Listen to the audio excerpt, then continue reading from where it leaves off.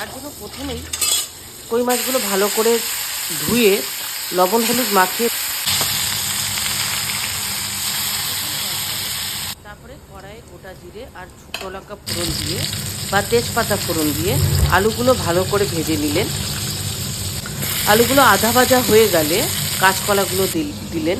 কাঁচকলাগুলো ভালো ভাজা হয়ে গেলে তারপরে জিরে পাটার মধ্যে জিরে আর কাঁচা লঙ্কা বেটে সেই মশলাটা কষাতে দিলেন। কষানো হয়ে গেলে জল ঢেলে দিলেন। যখন ঝোলটা ফুটে এলো মাছগুলো দিয়ে দেবেন। মাছগুলো ফুটে এলে পাটায় অল্প কিছু গোলমরিচ বেটে সেই গোলমরিচ বাটা, কাঁচা তেল, কাঁচা লঙ্কা এগুলো দিয়ে ঝোলটাকে ফোটালেন। এবং আমার এখানে যেমন অল্প একটু লবণ কম হয়েছিল তাই আমি একটু লবণ দিলাম। আর একটু চিনি দেবেন, যেহেতু গোলমরিচের রান্না একটু চিনি দিলে ভাল লাগে তাই একটু চিনি দেবেন। এবং দুপুরে ভাতের সঙ্গে এই মাছের ঝোলটা খাওয়ার পরে আপনারা দেখবেন সত্যি সত্যি আপনাদের শরীর এবং মন খুবই ভালো হয়ে যাবে। তো আপনারা অবশ্যই ট্রাই করবেন।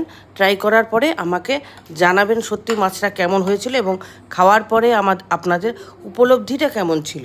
Thank you.